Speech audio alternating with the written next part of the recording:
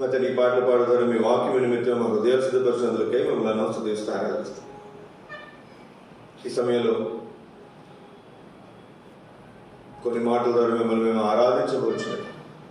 మీరే మీ లేఖన భాగం మా వెనుకలు నేను ఆశ్రయించు. నాతో మాత్రం మీరు మాట్లాడు. మీ మాటలు జీవన కలిగినటువంటి మాటలు, నిత్య జీవనికి ఊరడి మాటలు. మీరు ఆత్మ కనుక మిమ్మల్ని ఆత్మ సత్యంతో ఆరాధించడానికి సిద్ధపరుస్తాం. నా మరి అప్నం కోసం అభివృద్ధిని మీ కలవరి రక్త ప్రోక్షణ తెచ్చుకొచ్చింది. మీరు కడిగి పరిశుద్ధపరచు. మీ ఆత్మ అభిషేకం మీరు అనుకరించు. మీ ఆత్మ సాయంత్రం మీరు అనుకరించు. నేను మేమందరం కూడా మిమ్మల్ని ఆత్మతోనూ సత్యంతో ఆరాధించినట్లుగా మీరు మా మధ్యలో మీ ఆత్మకార్యం జరిగించు. యేసు పరిశుద్ధ నామమున స్తుతించి ప్రార్థించి అడిగి వేడుకుంటున్నాము తండ్రి. ఆమేన్. ఎవరైనా తీసుకోవాలి చదవండి. రూతు గ్రంథం 3వ అధ్యాయము 10వ వచనం. అతడు నా కుమారి యెహోవా చేత నీవు దీవెనొందినదానవు. నా కుమారి యెహోవా చేత నీవు దీవెన నొందిన దానవు.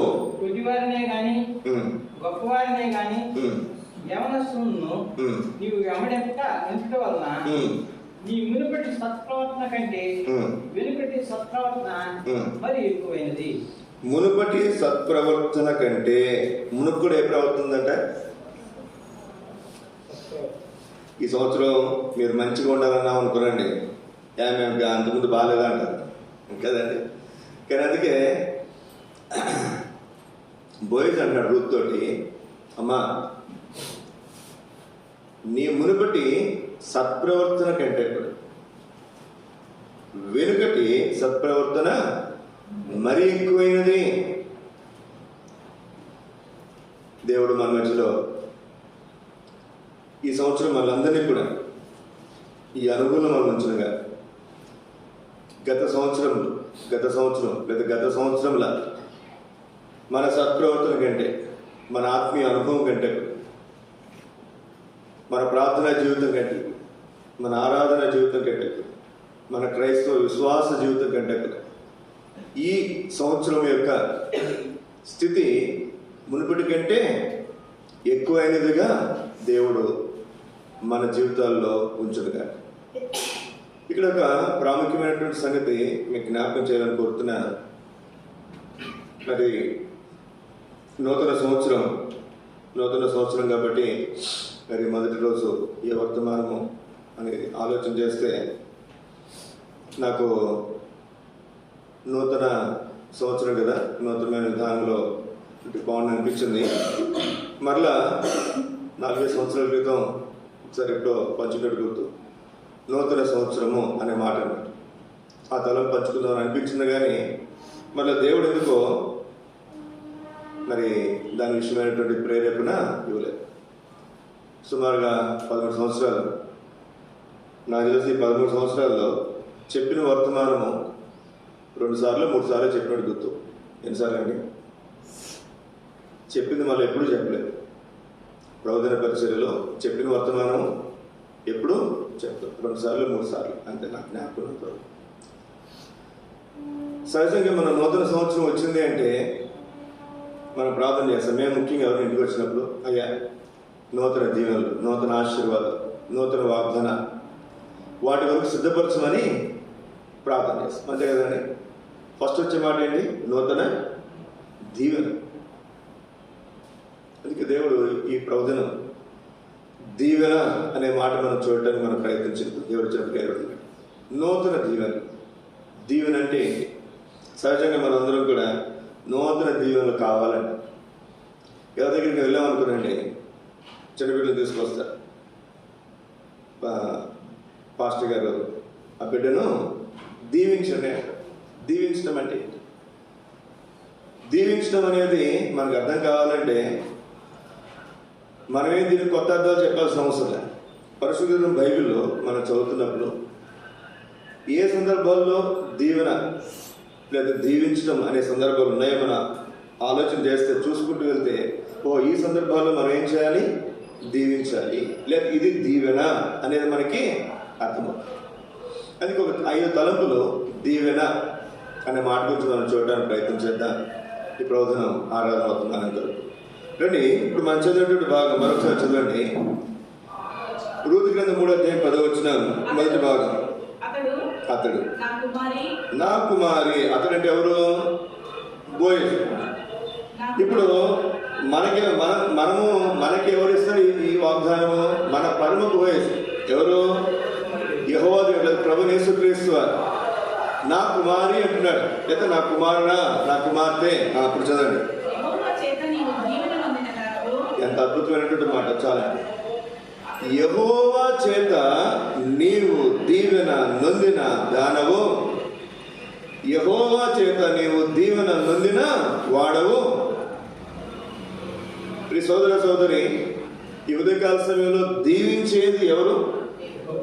ఎవరండి? తప్పుగా అనుకో, మీ మాట మాట్లాడుతున్నానని. చిన్నప్పుడు అప్పుడు ఒక గుడికి వెళ్ళేవాళ్ళు, లేకపోతే బంధువులు ఎవరితో అట్లా వెళ్ళినప్పుడు, లేకపోతే కొంచెం పెద్ద అయిన తర్వాత కూడా చాలా ముఖ్యమైనటువంటి బంధువులు అనుకుంటే వాళ్ళు ఏదో పూజలు పురస్కారాలు పెళ్ళిళ్ళు అయిన తర్వాత ఎక్కడికి వెళ్తున్నప్పుడు మనం అక్కడికి బయట నిలబడి అలా చూస్తుంటాం. అక్కడికి వెళ్తే ఆ పూజారి ఒక ఏం పెడతారు చెప్పండి? శటగోపురం. అందుకే పంతుల్ని శటగోపురం పెట్టగా అని ఎటకారంగా మాట్లాడతారు. శటగోపురం పెట్టకంటారు. అంటే పెట్టారంటే ఎంతో కొంత ఏం చేయాలి? కాదుగా అందులో పెట్టాలి.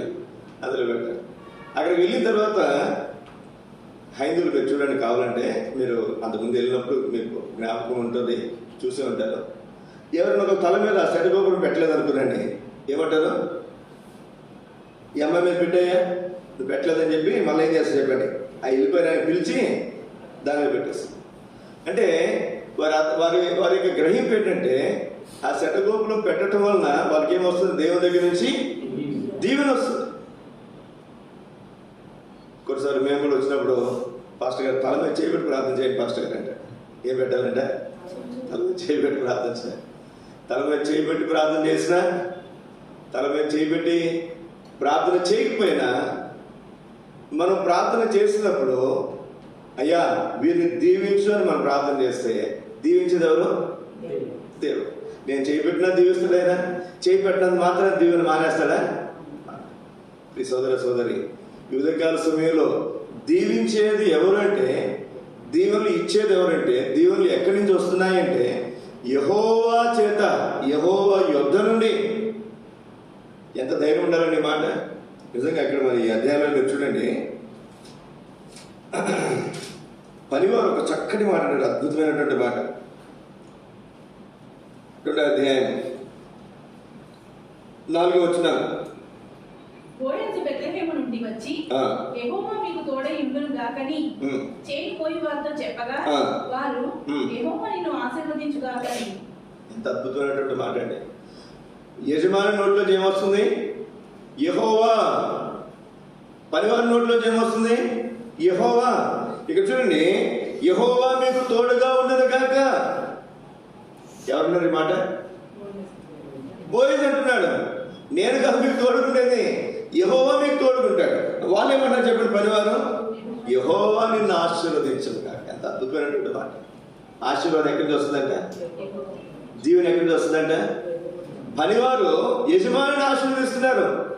ఏమంటే పని చేస్తారు. మనమైతే ఏం చేయాలి? మనమే ఒక యజమాని ఇంటికి పని చేయడానికి వెళ్ళామండి, పొలంలో కోత కోసం. బాగా పంట పడింది అనుకో, ఓ బోయజు ఈ సంవత్సరం నీ పంట పండిండయ్యా, ఈ సంవత్సరం నీ పంట పండింది. మనం మాట్లాడతాం, మానవీయంగా మాట్లాడతాం, భౌతికమైన విధానంలో మనం మాట్లాడతాం. కానీ ఇక్కడ చూడండి ఎంత శ్రేష్టమైనటువంటి గ్రంథము. ఒకసారి నేను మా స్వగ్రామంలో ఉన్నప్పుడు, చిన్నప్పుడు నాకంత అనుభవం లేదు, తక్కువగా 6-8 నెలల్లో నేను వర్తమానం చూస్తున్నప్పుడు, 6వ వర్తమానం ఒక టాపిక్ తీసుకునేవారు, 2వ వర్తమానం ఒక టాపిక్ తీసుకునేవారు, ఒకవేళ 3వ వర్తమానం తీసుకుంటే ఇంకొక టాపిక్ తీసుకునేవారు. ఒక రోజున మా ఊరిలో మందిరం నిర్మాణం కొరకు ఆశీర్వాదం బ్రదర్, ఆయన ఇంజనీరు, హైదరాబాద్ నుంచి పిలిపించారు. ఆయన వచ్చారు. వచ్చినప్పుడు రూతు వర్తమానంలోనే, రూతు పుస్తకంలోనే 3 వర్తమానాలు చెప్పారు. ఎన్ని వర్తమానాలు? 6వ వర్తమానం అందులో చెప్పారు. ప్రభువుల కొరకైన వర్తమానం అందులో చెప్పారు. ఫైనల్ మెసేజ్ కూడా అక్కడి నుంచి అందులో చెప్పారు. అసలు మేము ఆశ్చర్యం 2-3 నెలలు దాని గురించి మాట్లాడాం. మరి చిన్న పుస్తకం, అది 4 అధ్యాయాలు చిన్న పుస్తకం, అందులో 3 వర్తమానాలు ఎలా చెప్పాడు అసలు ఆయన, ఎలా చెప్పాడు అన్నది అది తెలియదే మనకి. ఆ దినాల్లో నా మనసులో బలంగా నాటుకుపోయాడు. అప్పట్లో హైదరాబాద్లో హెబ్రోన్ ఉండేవాళ్ళం కనుక హెబ్రోన్లో కూడా అక్కడ మరి దైవజనులు పెద్దవాళ్ళు చెప్పే విధానం, ఒక అంశం తీసుకున్నారంటే 2 సంవత్సరాలు 4 సంవత్సరాలు కూడా జరుగుతూ ఉంటుంది అంశం. సంవత్సరాలు అయిపోతుంటే కానీ ఆ అంశం పోతుంది. నేను ఇంజనీరింగ్ చదువుతున్నప్పుడు ఒంగోలు ఉన్నప్పుడు మరి 2002లో నా ఇంజనీరింగ్ అయిపోయింది. నేను 98 అక్కడికి వెళ్ళాను. 97లో యోహాను గారు మహిమలో పిలువబడ్డారు. 2000 సంవత్సరంలో సుబ్బారెడ్డి గారు అక్కడికి ఒంగోలు వచ్చారు. 2001లో ఆయన ఆదికాండం 1వ అధ్యాయం స్టార్ట్ చేశారు, టేబుల్ మెసేజ్. నేను 2002 వరకు ఉన్నాను అక్కడ. 2002 ఇంజనీరింగ్ అయిపోయేంత వరకు ఉన్నాను నేను. సంవత్సరం పైన అయింది కానీ ఆదికాండం పూర్తవ్వాలి.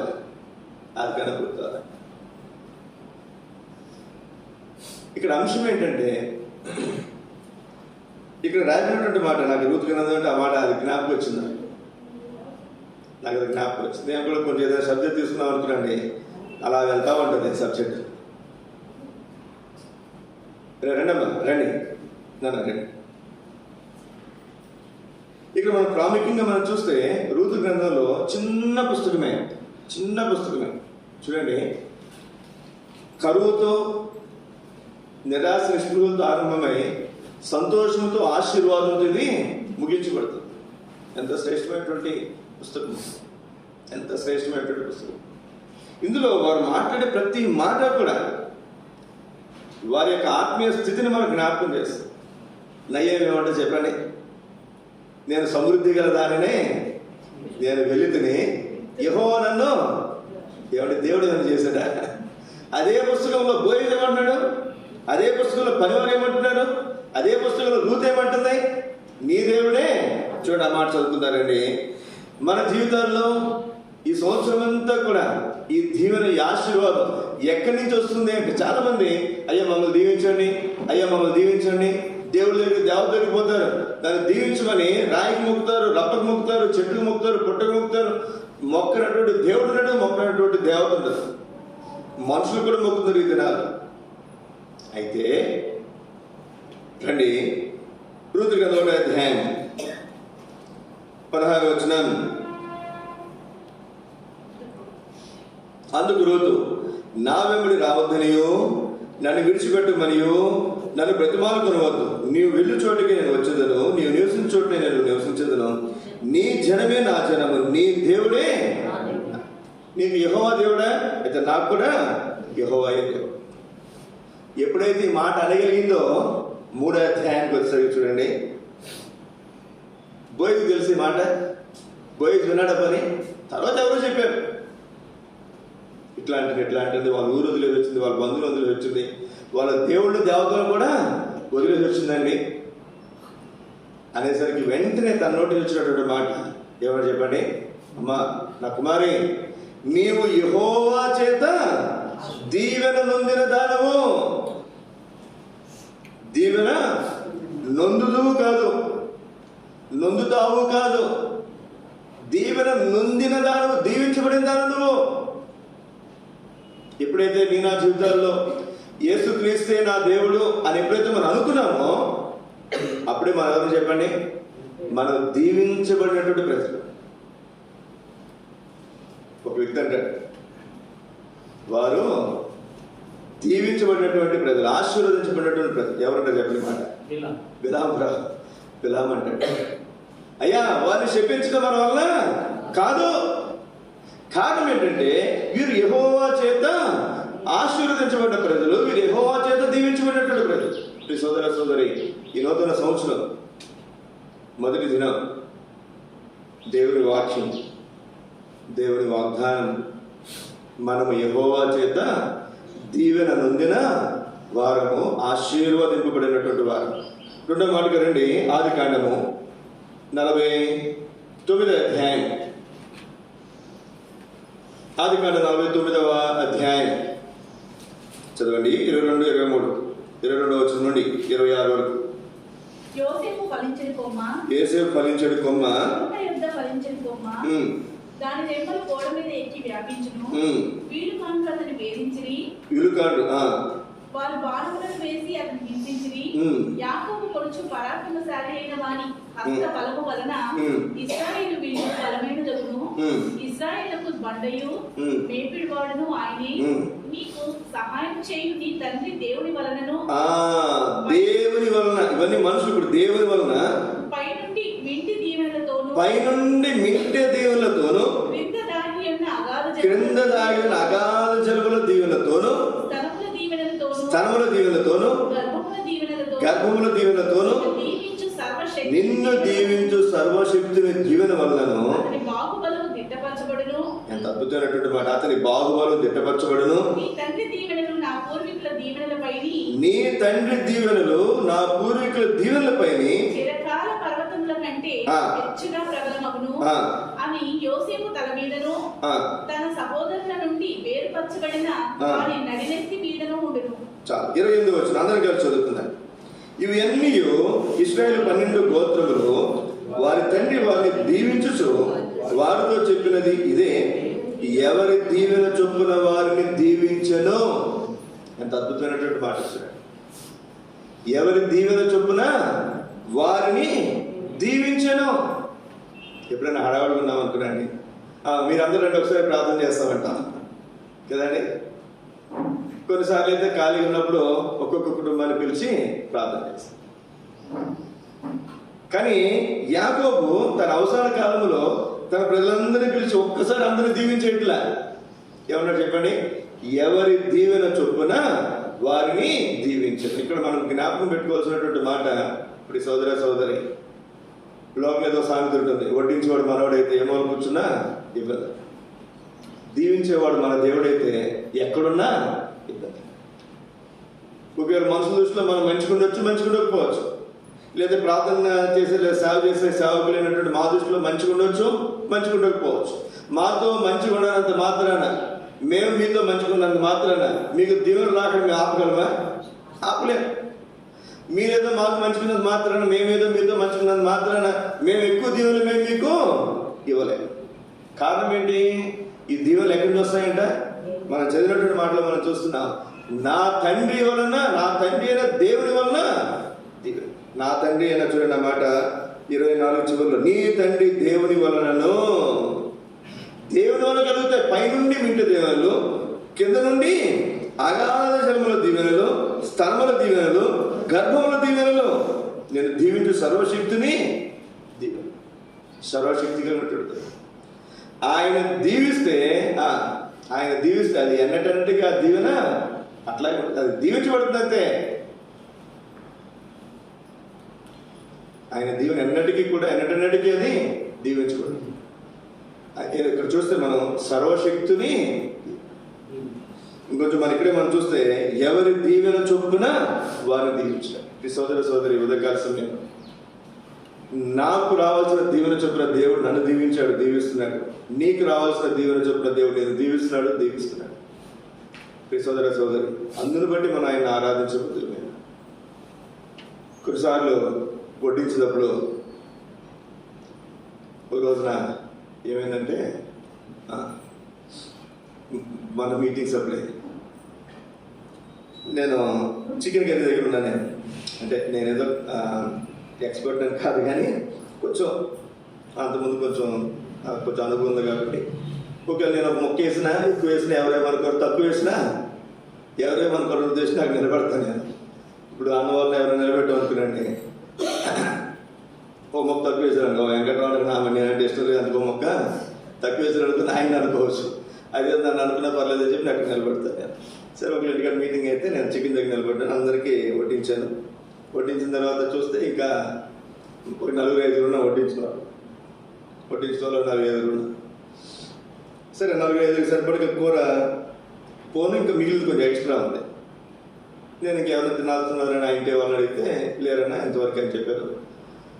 సరే వెళ్ళి మళ్ళీ అందరూ తలక మొక్క వడ్డించి వచ్చేసాను. 4-5 ఉన్నాం మేము భోజనం చేయాల్సిన వాళ్ళు. కరెక్ట్గా 5కి 5 గంటలు వస్తుంది. ఈలోపు ఆ ఇంటి యజమాని వచ్చి వడ్డించిన వాళ్ళు ఒకరు కూర్చుంటే భోజనానికి ఒక గంట తీసుకెళ్ళి ఆయనకి వేసాడు. ఏం చేశారు చెప్పండి, ఈ 4 గంటల కూరలో 4 ఉన్నాం భోజనానికి, 5 ఉన్నాం, ఆ ఇంట్లో 2, మేము 2.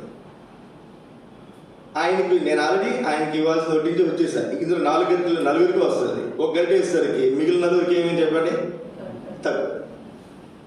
ఎందుకు చెప్తుంది మాట? వడ్డించేటప్పుడు కొంచెం అటు ఇటు అయింది అనుకోనండి.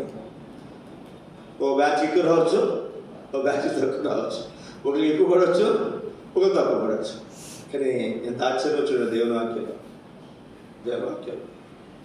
ఎవరి దీవెన చొప్పున యాకోబు వెళ్తాడు, మోసం చేసి దీవెన తెచ్చుకుంటాడు. తర్వాత ఎవరు వెళ్తారు చెప్పండి?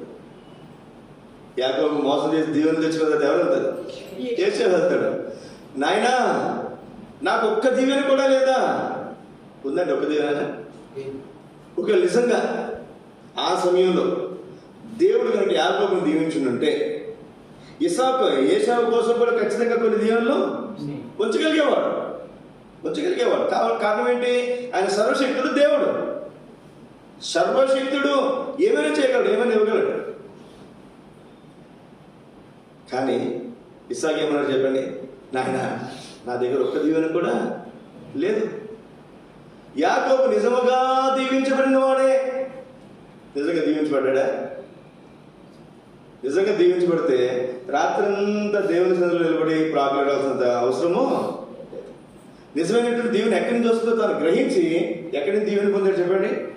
దేవుని యొద్ద నుండి దీవెన పొందాడు. అప్పుడు తన దీవెన స్థిరపరచబడింది. మీకు ఒక మరి ప్రాముఖ్యమైన సంగతి మీకు జ్ఞాపకం చేస్తారు. రక్తస్రావం కలిగినటువంటి స్త్రీ యేసుక్రీస్తు వారి చెవి ముట్టుకుందా లేదా? ఆవిడకి స్వస్థత వచ్చిందా లేదా? వచ్చిందా లేదా? ఆ విషయం యేసుక్రీస్తు వారికి తెలుసా తెలియదు? మరి ఎవరు ముట్టినారంటే నాలో ప్రభావం వెళ్ళింది అనేసరికి శిష్యులు అమ్మ ఎంతమంది ఉన్నాడు ఎక్కడ గుర్తుపెడతాం అనేసరికి మొత్తానికి ఆ స్త్రీ ముందుకు వచ్చి నిలబడుతుంది. నిలబడినప్పుడు జరిగిన విషయం చెప్తే అమ్మ నీ విశ్వాసం చొప్పున నీ విశ్వాసం నిన్ను స్వస్థపరిచని అంటాడు, స్వస్థపరచుని అంటాడు చెప్పాడు. స్వస్థ చూడండి ఒకసారి మాట. ఏ అధ్యాయం అండి?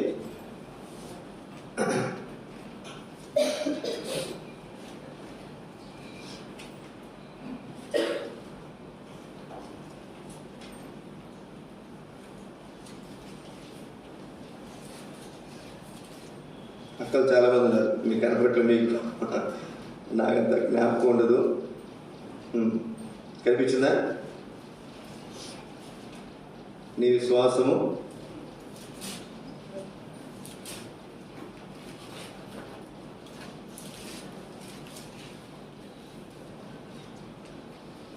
లూకా సువార్త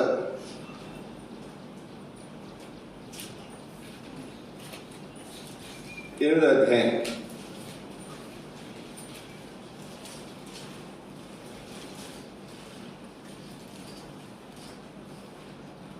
4వ వచనం. అందుకే ఆయన కుమారి నీ విశ్వాసము నిన్ను స్వస్థపరిచెను, సమాధానం గలదానవై పొమ్ము. ఇంకో చోట కూడా ఉంటుంది, ఇంకొక పత్రికలో కూడా. ఇంకో పత్రిక ఎక్కడండి?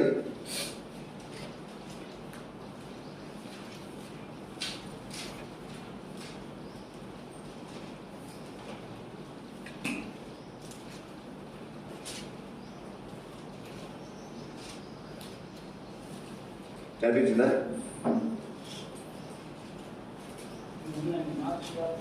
మార్క్స్ వార్త 5 అండి. 5వ అధ్యాయము చదవండి. ఆ కార్యం చేసిన ఆమెను కనుగొనవాలని ఆయన చుట్టూ చూసిన. అప్పుడు ఆ స్త్రీ తనకు జరిగింది ఎరిగి భయపడి వణుకుచూ వచ్చి ఆయన ఎదురు సాగిపడి తన సంగతి అంతయు ఆయనతో చెప్పిన. అందుకు ఆయన కుమారి ఈ విశ్వాసం నిన్ను స్వస్థపరచును, సమాధానం కలదాని వైపు నీ బాధ నివారణ నీకు స్వస్థత కలుగును కాక అని ఆమెకు. ఇక్కడ 2 రకాల అర్థాలు ఉన్నాయి చూడండి. ఇక్కడ మీకు చాలా జాగ్రత్తగా గమనించండి. 34 వచ్చిన. అందుకు ఆయన కుమారి నీ విశ్వాసం స్వస్థపరిచెను. ఏమొచ్చింది? నువ్వు నా వస్త్రం చెంగుతున్నప్పుడు నీకేమొచ్చి స్వస్థ వచ్చేసింది. అదే మాట మళ్ళీ ఇక్కడ ఆయన నీ విశ్వాసం స్వస్థపరిచెను అని చెప్పేస్తాడు కదండి. అక్కడ తాగట్లా సమాధానం గల దాని వైపు నీ బాధ నివారణే నీకు స్వస్థత కలుగును గాక. మళ్ళా స్వస్థత కలుగును గాక అని చెప్పాల్సిన అవసరం ఉంది. అలాగే స్వస్థ వచ్చేసింది కదా, ఆమెకు ఆల్రెడీ స్వస్థ వచ్చింది.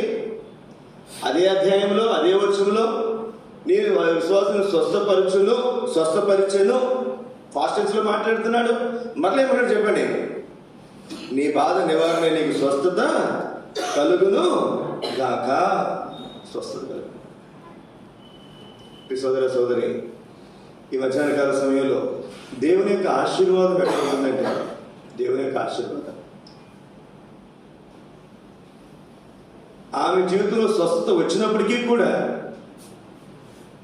దేవుడు అంటున్నాడు, ఇంకా నీకు అస్వస్థత, దీని అర్థం చెప్పండి.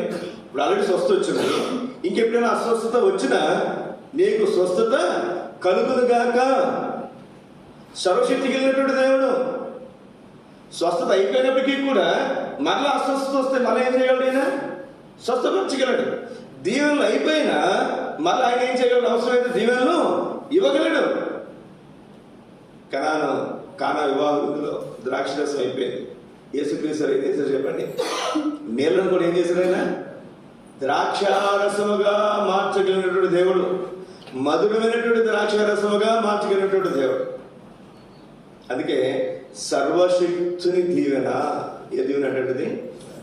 సర్వశక్తుని దీవెన. దీవెనలు అయిపోతేనేమి లేదు, అయ్యో మా తాతలకి అయిపోయినాయి, నాకు ఉంటాయి ఉండవు దీవెనలో. డబ్బులు అయితే ఆస్తులు అయితే లోపల సాగలుగుతుంది, కూర్చుని తింటే పండ్లైనా. మరి దీవెనలు అయిపోవాలి కదండి. ఎన్ని లక్షల మంది, ఎన్ని కోట్ల మంది, ఎన్ని కోట్ల దీవెనలు దేవుడు ఇచ్చినప్పటికీ మా తాతలకు ఇచ్చాడు, మనకి మా తల్లిదండ్రులకు ఇచ్చాడు, మనకి ఇచ్చాడు, మన పిల్లలకి ఇస్తున్నాడు. ఇంకా ఎన్నున్నాయి చెప్పండి ఆయన దగ్గర? సర్వశక్తుని దీవెన. ఎవరి దీవెన చొప్పున వారిని దీవించేవారు. ఒక మాట చూడండి, యేసుక్రీస్తు గ్రంథం 34వ అధ్యాయం, యేసుక్రీస్తు గ్రంథం 34వ అధ్యాయం 26వ వచనం.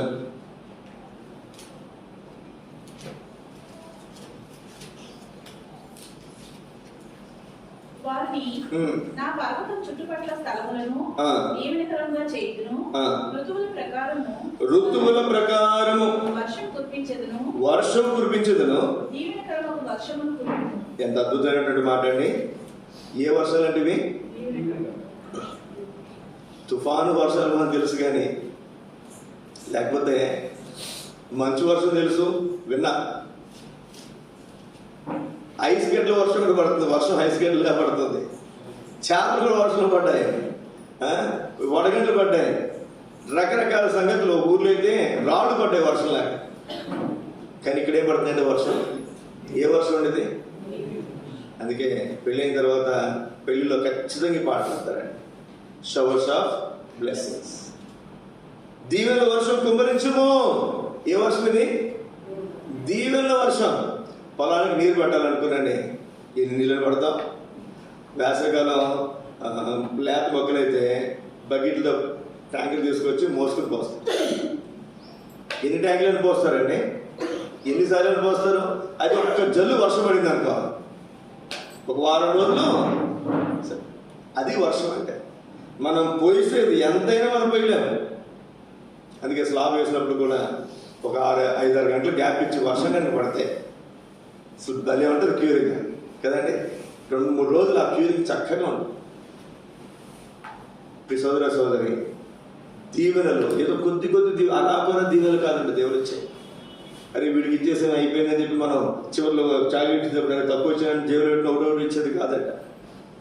దీవెనల వర్షము, దీవెనకరమగు వర్షములు వర్షమే కాదంట, దీవెనకరమైన వర్షములు కురిపిస్తాడు దేవుడు. ఈ సంవత్సరం నేను ఆ వ్యక్తిగత కుటుంబ సంఘ జీవితంలో సార్వత్రిక సంఘముగా దీవెనలను వర్షముగా మన జీవితాలకు కుమ్మరించుగాక.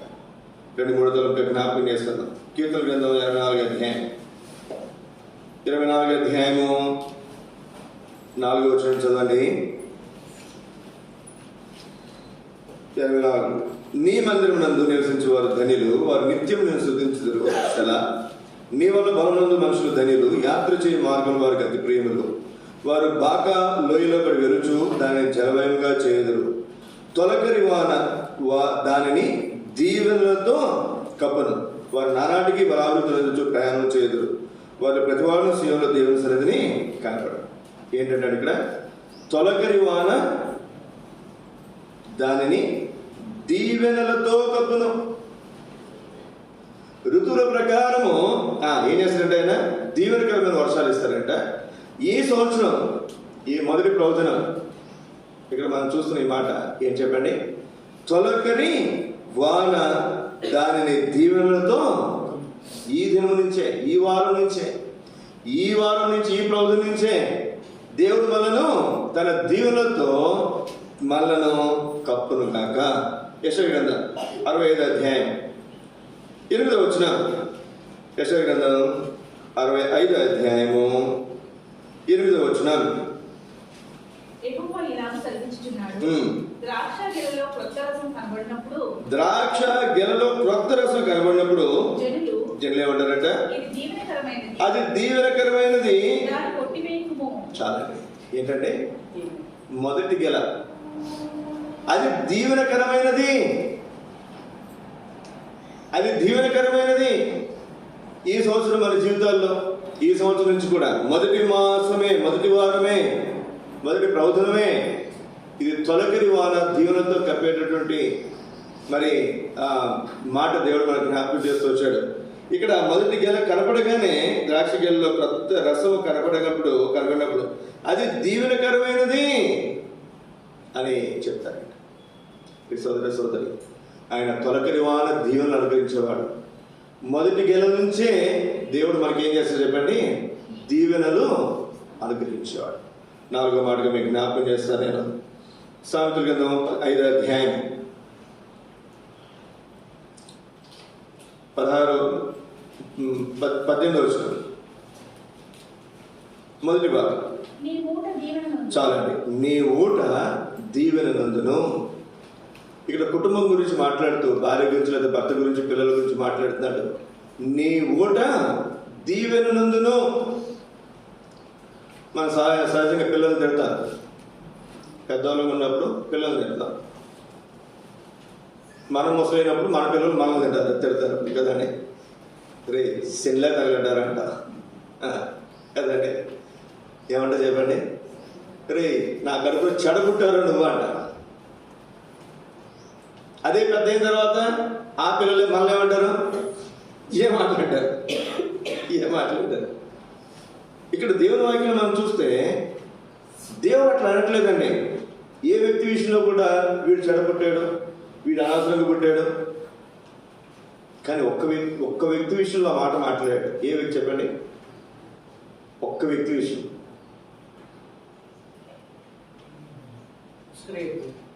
యోధా విషయమే. తర్వాత ఆదికాండంలో ఫరో విషయమే. ఫరో అక్కడ ఒక మాట ఉంటుంది. ఫరో గురించి మాట్లాడుతూ నాశనం కలుగుటకు నాశన పాత్రుడు, లేకపోతే కొంతమందిని దేవుడు నాశనం కొరకు పుట్టిస్తారనో సంహిత అట్లాంటి మాట బైబిల్లో ఎక్కడో చోట ఎక్కడో కొంతమంది మనం దాన్ని వాళ్ళని ఏం చేయలేము, వాళ్ళని ఏం బాగు చేయలేము. ఫరో చూడండి, కన్న కొడుకు పెద్ద కొడుకు చనిపోయాడు. అప్పుడే బుద్ధి వచ్చిందా? రాలేదు. అప్పుడు కూడా తన బుద్ధి రాలేదు.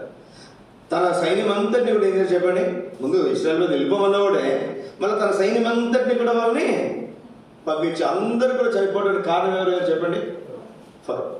అప్పటికే ప్రతి ఇంట్లో కూడా ప్రలాపం ఉంది. ప్రతి ఇంట్లో ప్రలాపం ఉంది. పశువుల దగ్గర నుంచి మనుషుల దగ్గర నుంచి ప్రతి ఇంట్లో ప్రలాపం ఉంటే చూడండి, ఇప్పుడు కొడుకును పోగొట్టిన బాధలు ప్రతి ఇంట్లో, అంటే సైన్యం కూడా అందరూ ఉన్నారు కదా, సైన్యాధిపతులు, మంత్రులు అందరూ ఉన్నారు కదా. ఇంత బాధలు ఉన్న వాళ్ళు కూడా ఇప్పుడు ఫరో చెప్తే ఏం చేసి చెప్పండి, మళ్ళీ అందరూ పోయారు. ఇటు కొడుకులు పోయారు, ఇటు యజమానులు కూడా. ఎంత భయంకరమైన చూడండి. అక్కడ ఫరో గురించి ఎక్కడ జ్ఞాపకం నాకు మాట ఎక్కడ కనిపిస్తుందండి. అక్కడ రాయబడినటువంటి మాట, నాశనం కలుగుటకే, నాశనం కొరకే ఫరో దేవుడు. అదే మాట లేదా ఇంకో మనిషి గురించో లేదా మాట్లాడుతున్నటువంటి మాట, నాశనం కొరకు. కానీ సహజంగా దేవుని వాక్యంలో మనం చూస్తాం, ఏ ఒక్కడు నశించుట దేవునికి ఇష్టం లేదు. ఏ ఒక్కడు నశించే ఇష్టం లేదు. ఏ ఒక్కడు శపించబడి ఇష్టం లేదు. అందరూ అంతటా మారు మనసు పొందాలని, ఆశీర్వదించబడాలని దేవుని ఉద్దేశం. అసలు మనిషిని సృష్టించినప్పుడే ఏమన్నా చెప్పండి, ఆదామును సృష్టించి మీరు ఫలించి ఆశీర్వదించబడి దీవించబడి, ఎంత శ్రేష్టమైనటువంటి మాట. అయితే ఇక్కడ మనం చూస్తున్నా, నీ ఊట దీవెన నందును. సోదర సోదరి, ఇది భార్య గురించి మాట్లాడుతున్నప్పటికీ కూడా భర్తతో చెప్తున్నాడు, నీ భార్య దీవెన నందును. భార్యతో చెప్తున్నాడు, నీ భర్త దీవెన నందును. భార్య భర్తలతో తల్లిదండ్రులతో చెప్తున్నాడు, నీ బిడ్డలు దీవెన నందును. చూడండి, లేవికాండ 25 అధ్యాయం, లేవికాండ 25 అధ్యాయం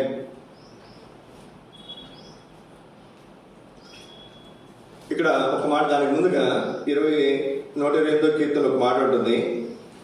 128వ కీర్తన, నీ ఓట అంటే అక్కడ రాయబడినటువంటి మాట భార్య గురించి మాట్లాడుతున్నాను కనుక చదువు. 128వ కీర్తన 4వ వచనం అనుకుంటాను.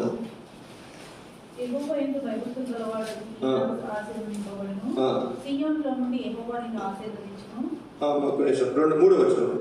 నీలోగిట నీ భార్య ఫలించు ద్రాక్ష, నీలోగిట నీ భార్య ఫలించు ద్రాక్షావల్లి వలె ఉండును. నీ భోజనపు బల్ల చుట్టూ నీ పిల్లలు ఒలీవ మొక్కల వలె ఉండును. నీ భోజన బల్ల చుట్టూ నీ పిల్లలు ఒలివ మొక్కలు ఉంటారు. రాబడినటువంటి మాట, నీ లోకి నీ భార్య ఫలించు ద్రాక్ష, నీ ఓట దీవెన నందును. నీ ఓట దీవెన. మేక దావీదు నాట్యమాడుతుంటే తన మనసులో హీనపరచు అన్నాడు కదా దావీదు. ఏమంటే చెప్పండి,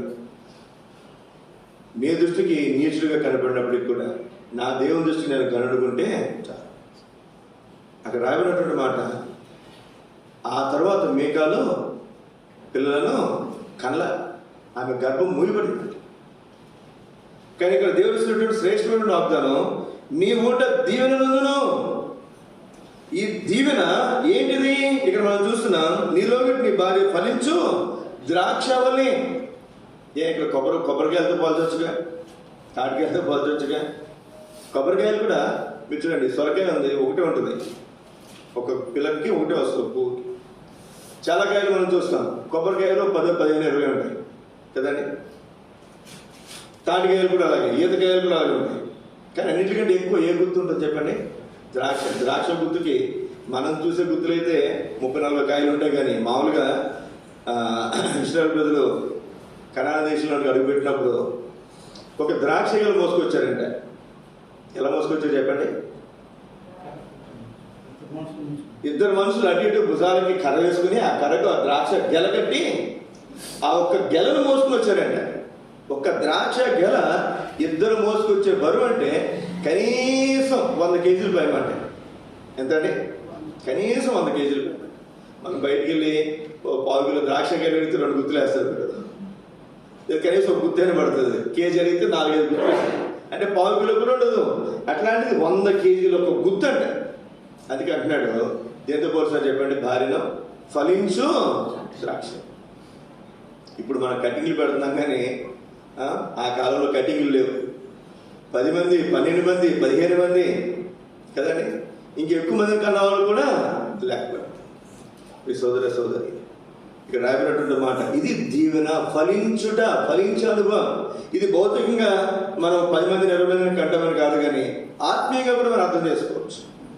ఒక టీచర్లు అయితే మీ ద్వారా దేవుని బిడ్డలు, దేవుడు మరి మీరు చెప్పే పాటలు చెప్పి ఆ పిల్లలను ఆశీర్వదించవచ్చు. ఒక సండే స్కూల్ టీచర్లు అయితే మీరు చెప్పే ఆ పిల్లలు, పాఠాలు చెప్పే ఆ సండే స్కూల్ పిల్లలు, వారు ఆశీర్వదించబడతారు, వాళ్ళు ఫలిస్తారు. సోదరి ఇటు అడుగులో దేవుడు మనం ఉంచునుగా. లేవికాండం 19:25 అధ్యాయం 19:21 వచ్చిన, అప్పుడు మీరు దేశంలో సురక్షితముగా నివసించెదరు. ఆ భూమి ఫలించును.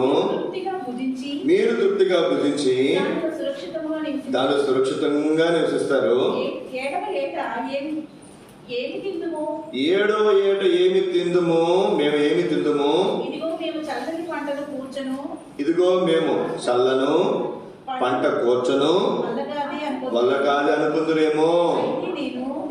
6వ ఏట నా దీవెన మీకు కలుగునట్లు ఆజ్ఞాపించదను. ఈ సందర్భం ఏంటంటే సందర్భం ఏంటంటే ఇశ్రాయేలు ప్రజలతో దేవుడు చెప్తున్నాడు, మొదటి 6 సంవత్సరాలు మీరు పండించుకోండి. 7వ ఏట మీరేం చేయకూడదు, 7వ ఏట మీరేం చేయకూడదు, పంట వేయకూడదు.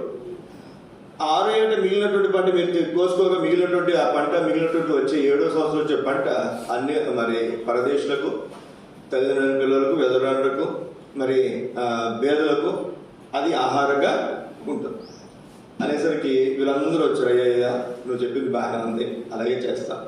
కానీ 6వ సంవత్సరం వచ్చే పంట మేము 7 సంవత్సరాలు 6వ సంవత్సరం తినాలిగా. 6 సంవత్సరాలు ఏం తింటాం మేము? 6వ సంవత్సరం వచ్చే పంట తింటాం. 7వ సంవత్సరం ఏ పంట తింటాం మేము? 6వ సంవత్సరంలో వచ్చిన పంట మిగుల్చుకునే పంట మేము తినాలి. మరి 8వ సంవత్సరం 7వ సంవత్సరం పంట వేసి ఆ వచ్చే పంట 8వ సంవత్సరం తినాలి కదా. నువ్వు 7వ సంవత్సరం వద్దంటున్నావు, మరి 8వ సంవత్సరం ఏం తినాలి మళ్ళా పంట వచ్చే వరకు అంటే అప్పుడు దేవుడు చెప్తాడు. ఏమని చెప్తున్నాడు? మీరు 6వ ఏట పంట వేస్తారే, అప్పుడు ఏం చేస్తాను చదవండి ఆ మాట. 21 వచ్చినాను. అయితే నేను 6వ ఏట నా దీవెన మీకు కలుగునట్లు ఆజ్ఞాపిస్తాను నేను. 3 ఏళ్ల పంటను మీకు కలగజేయును. ఎంత ఆశ్చర్యం చూడండి, అది ఎంత ఆశ్చర్యం. అది 6వ ఏటే 3 సంవత్సరాలు పంటిస్తాడంట. నిజంగా నువ్వు నేను కనుక బద్దకష్టం అయితే మిగిలిన 5 సంవత్సరాలు పంట వేయడం మానేసి 6వ సంవత్సరం ఒక్కటే అవసరం అయితే అందరి పొలాలు కూడా కౌలు తీసుకుని కదండి ఆ 1 సంవత్సరం పంట వేసుకుని 3 సంవత్సరాలు పంట పండించుకుని అది 7 సంవత్సరాలు కూర్చుని మనం ఈ సోదరి దేవుని వాక్యం మనం చూస్తాం. ఎంత అద్భుతమైనటువంటి దేవుడు వచ్చాడు.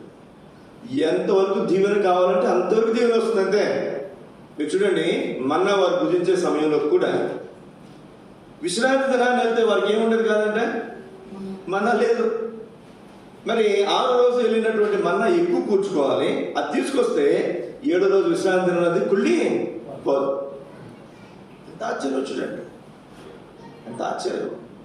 ఇది మనుషులను కలిగేది కాదు. మనం అనుకుంటాం మరి దీవెనలు మన దగ్గరికి వస్తాయి, లేకపోతే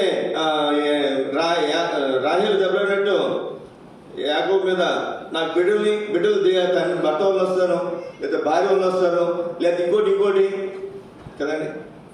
తల్లిదండ్రులు పిల్లలు లేనప్పుడు దెబ్బలాడతారు, నీ వల్ల నాకు పిల్లలు పుట్టలేదు, ఆవిడంటే నీ వల్ల నాకు పిల్లలు పుట్టలేదు నేను అంటాడు. రకరకాల తండ్రి కొడుకులు దెబ్బలాడుకుంటారు, నువ్వేం సంపాదించావంటే అరే నువ్వేం సంపాదించావంటాడు. దేవుని దీవెనలు దేవుని దగ్గర నుంచి వస్తాయి. యెహోవా ఆశీర్వాదం ఐశ్వర్యం ఇస్తుంది. నరుని కష్టం అన్నది ఎక్కువ కాదు. ఈ సోదరి బిడ్డలు కావాలన్నా, బిడ్డలు ఫలించాలన్నా, మనం సమృద్ధిగా తృప్తిగా తినాలన్నా, భుజించాలన్నా, మనది మన దగ్గర నిల్వ ఉండాలన్నా, ఈ కరువులో మనకి సమృద్ధిగా ఉండాలన్నా ఎక్కడి నుంచి వస్తుందంటే ఎక్కడి నుంచి వస్తుందంటే దేవుని అవుతున్నాడు. అందుకే ఐగుప్తు దేశంలో కరువు వస్తున్నప్పుడు యోసేపుని దేవుడు ముందుగా అక్కడ పంపించి 7 సంవత్సరాల పంటను భద్రం చేసి మిగిలిన 7 సంవత్సరాల దాన్ని ఏం చేసి చెప్పండి సర్దుబాటు చేసి. ఎంత ఆశ్చర్యం చూడండి. అది ఎవరి వల్ల కలిగింది? ఒక దేవుని బిడ్డ వల్ల కలిగింది. యెహోవా ఎరిగినటువంటి వ్యక్తి వలన కలిగింది. ఈ రోజుల్లో కూడా మనం చూస్తాం, ఎక్కడో ఉంటారు దేవుని బిడ్డలైనటువంటి వారు. ఈ లోకం ఐగుప్తులో ఎవరో ఒక దేవుని బిడ్డ ద్వారా దేవుడు ఆ కాలంలో కరువు కాలంలో ఈ లోకంలో ఉన్నటువంటి ఐగుప్తు అంతటినీ కూడా లేకపోతే ఈ లోకం ఐగుప్తుని దేవుడు పోషిస్తున్నాడు, సంరక్షిస్తున్నాడు, భద్రపరుస్తున్నాడు. అందుని బట్టి మనం ప్రభువును స్తుతించి ఆరాధించబద్ధులమైన రండి. ఇక్కడ 22వ వచనం చదవండి. లేవికాండం 25:22 వచనం. మీరు 8వ సంవత్సరంలో విత్తనములు విత్తి 9వ సంవత్సరం వరకు పాత పంట తినేదరు, దాని పంటను కూర్చు వరకు పాత దానిని తినేదరు. కొత్త తినాల్సిన అవసరం. మీరు 8వ సంవత్సరం పంట కోసే వరకు కూడా పాత దాన్ని ఏం చేస్తారంటే మీరు అంత సమృద్ధి అయినటువంటి పంట నేను ఇస్తానని 6వ సంవత్సరంలోనే ఇస్తానని దేవుడు చెప్తున్నాడు. అంటే ఇక్కడ మీరు గమనించండి, రేపు ఏమి కావాలో, ఎల్లుండి ఏం కావాలో ఇవే నీకు నాకు తెలియదు కదండి. తెలుసా? ఈ వారానికి ఏం కావాలో కూడా తెలియదు మనకు. ఒకసారి నేను ఇంట్లో ఎప్పుడు అడుగుతాను, ఎప్పుడు బయటకు వెళ్ళినప్పుడు నాకు ఉన్నటువంటి మంచి లక్షణం అనుకున్నాను, చెడ్డ లక్షణం అనుకున్నాను, అమ్మాయి ఏం కావాలని అడుగుతాను. నేను అడుగుతాను కాబట్టి ఆవిడ ఈరోజు కూడా చెప్తుంది. ఈరోజు ఉప్పు చెప్పింది అనుకోండి, రేపొద్దు పందారు చెప్తుంది. ఈరోజు కిరాణా షాప్ పోతాను, మళ్ళీ రేపొద్దు మళ్ళీ కిరాణా షాప్ పోవాలి. ఒకసారి వారానికి సరిపడా రాయమని చెప్తా, వారానికి సరిపడా రాసిన తర్వాత రోజు అలవాటు నాకు వెళ్ళదు ముందు ఈయన కావాలని అడుగుతా. వారానికి సరిపడా సరుకులు తెచ్చిన మళ్ళా 1-2 చెప్తారు. ఒకసారి నెలకు రాయమంటాను నేను, లేదా మీటింగ్స్ ఉన్నాయనుకోండి 15 రోజులకు రాయమని చెప్తాను. 15 రోజులకు రాయమన్నా సరే 15 రోజులకు రాసిన మళ్ళీ అడుగుతాను. నాకు అలవాటు. ఈయన కావాలని అడిగితే మళ్ళీ 2 సరుకులు చెప్తాను. అంటే రేపటికి ఏం కావాలో మనకి గుర్తుండదు, ఎల్లుండికి లేదా ఈ వారానికి ఏం కావాలో మనకు గుర్తుండదు, లేదా ఈ సంవత్సరానికి ఏం కావాలో మనకు గుర్తుండదు. కానీ దేవుడు అంట ఏంటంటే చెప్పండి, ఒకవేళ ఉదాహరణ అనుకుందాం, మనమే అప్పుడు అక్కడ ఉన్నాం అనుకుందాం. మన బంధువులు ఎక్కడో వేరే దేశంలో ఉన్నారు 10 మంది. వారు అనుకోకుండా 7వ సంవత్సరం మన దగ్గరికి వచ్చారు. ఒక 4 రోజులు ఉంటారు. ఎన్ని రోజులు ఉండడానికి వచ్చారు? 4 రోజులు ఉండడానికి వచ్చారు. దేవుడు లెక్క పెట్టి ఇన్ని బస్తాలు ఇచ్చాడు మనకి. మరి అప్పుడు వాళ్ళు వస్తారని మనకు తెలియదు, దేవుడికి తెలుసు. ఇప్పుడు మనం మామూలుగా మనకు సరిపోయేంత మనం ఉంచుకున్నాం. మరి అప్పుడు ఎక్స్ట్రా వస్తే ఈ 4 రోజులు మనం తగ్గిపోతే లేదు. కానీ దేవుని వాక్యంలో మనం చూస్తే 8వ సంవత్సరం పంట వచ్చేంత వరకు మీరు పాతి తింటారు. అంటే రేపు ఎవరు వస్తారో మన ఇంటికి, వచ్చే సంవత్సరం ఎవరు వస్తారో, ఎంత ఖర్చు అవుతుందో, ఏం జరుగుతాయో అన్నీ కూడా దేవుడు లెక్కేసి నీకు కావాల్సిన పంట నీకు ఇచ్చాడు, నీకు కావాల్సిన పంట నీకు ఇచ్చాడు, నాకు కావాల్సిన పంట నాకు ఆ దినాలు ఉంటుంది. అలా ఈ రోజుల్లో కూడా మనం జ్ఞాపకం పెట్టుకుందాం ప్రియ సోదర సోదరి. దేవుడు నీకు నాకు ఒక్కొక్కసారి కొంత ఎక్కువ ఇస్తుంటాడు, ఉన్నదానికంటే అవసరమైన దానికంటే ఎక్కువ ఇస్తుంటాడు. అప్పుడు మనం ఆలోచించాలి, దేనికోసం ఏమో కరువు కాలం రాబోతుందేమో, లేకపోతే దీంతో అవసరమైనటువంటి కాలం రాబోతుందేమో. జ్ఞాపకం పెట్టుకున్నాం ప్రియ సోదర సోదరు. అనుదినము ఆయన మన భారం భరిస్తున్నాడు, అనుదినము ఆయన మనను పోషిస్తున్నాడు, సంరక్షిస్తున్నాడు. చివరి ఒక మాట మీరు జ్ఞాపకం చేసి ముగిస్తాను నేను. సామెతల గ్రంథం 28వ అధ్యాయం, సామెతల గ్రంథం 28వ అధ్యాయము చదవండి, 20 వచనాలు. సామెతలు 28:20. నమ్మకమైన వానికి దీవెనలు మెండుగా కలుగుతాయి. మీ సోదర సోదరి, ఇప్పుడు రహస్యం చెప్తాను పెట్టాను. అందరికీ ఎవరి దీవెన చొప్పున వారికి దీవెన ఇస్తున్నాడు దేవుడు. నీకు ఎక్కువ దీవెన కావాలంటే ఏం చేయాలంటే నమ్మకంగా. ఓ చక్కటి రహస్యం దేవుడు చెప్తున్నాడు. నీకు ఎక్కువ దీవెన కావాలా? నమ్మకం. నువ్వు నమ్మకంగా ఉంటే నమ్మకంగా ఉన్న వారికి మెండైన దీవెనలు కలుగుతాయి. ఇప్పుడు సోదరి సోదరి, ఈ సంవత్సరం నీవు నేను ప్రతి ఒక్కరూ నువ్వు భర్త స్థానంలో ఉంటే భర్తగా నువ్వు నమ్మకం ఉండు, నువ్వు భార్య స్థానంలో ఉంటే భార్యగా నమ్మకం ఉండు, పిల్లలు కంటే పిల్లలుగా నమ్మకం ఉండు, తల్లిదండ్రులు కంటే తల్లిదండ్రుల స్థానంలో నమ్మకం ఉండు, లేదా సేవకుడిగా అంటే నేను సేవకుడిగా నా స్థానంలో నమ్మకం ఉండాలి, పరిచారకుడిగా బాధ్యత సోదరులుగా మీ స్థానంలో మీరు నమ్మకం ఉండాలి. ప్రతి పరిచయంలో కూడా పరిచారకుడిగా ప్రతి పరిచయంలో మీరు మీకు అప్పగించిన దాని విషయంలో, మీరు నాకు అప్పగించిన దాని విషయంలో నేను నమ్మకంగా ఉంటే ఈ సంవత్సరం మెండైన దీవెనలు మనవే. ఒక మాట చూడండి, కీర్తన సామెతల గ్రంథం 11వ అధ్యాయం.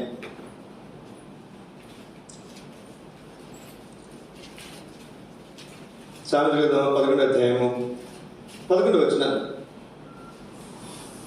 యథార్థవంతుల దీవెనల వలన కీర్తి కలుగును. చాలండి. పట్టణానికి కూడా ఏమొస్తుందంటే కీర్తి కలుగుతుంది. దీనివల్ల యథార్థవంతుల దీవెన. ఒకవేళ అలా జరిగితే మంచిదే. ఈ సంవత్సరం మన మధ్యలో ఉన్న వాళ్ళందరూ కూడా దీవించబడ్డారనుకోనండి. మందిలో రూపురేఖలు ఎట్లా ఉండవు. సైకిల్ మీద వచ్చారు, బళ్ళల్లో వస్తారు, బళ్ళలో వచ్చారు, కార్లో వస్తారు కదండి.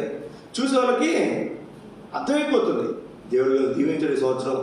నేనేం చెప్పుకోవాల్సిన అవసరం లేదు. చైన్ తీసుకొచ్చి మెడలో వేసుకున్నందుకు తీసుకొచ్చి నేను షర్ట్ మీద వేసుకోవాల్సిన అవసరం లేదు కదండి. మనం చూడగానే మనం దీవించబడుతున్నామా లేదా దీవించబడట్లేదు అనేది ఎదుటి వాళ్ళకి ఇట్టే అర్థమైపోతుంది. యథార్థవంతుల దీవెన వల్ల ఆ పట్టణానికి ఏం కలుగుతుందంటే కీర్తి కలుగుతుంది. సోదరి సోదరి, నువ్వు యథార్థంగా నేను యథార్థంగా జీవించాను. మనం దేవుడు దీవించడం ద్వారా మనకు, మన ఇంటికి, మన సంఘానికి, లేదా మన గ్రామానికి, లేదా మనం పనిచేసినటువంటి స్థలంలో, లేదా మన బంధువుల మధ్యలో, లేదా మన బంధువులకి, మన ఇంటి వారికి ఏం కలుగుతుందంట? కీర్తి కలుగుతుందంట. అట్లాంటి అనుభవంలో దేవుడు ఈ సంవత్సరం మనలను, మన కుటుంబాలను, మన స్థానిక సంఘమును ఉంచారు. అందులో పాట మనం పాడుకుంటా. అందులో కూడా పాట మనం పాడుకుంటాం. రండి.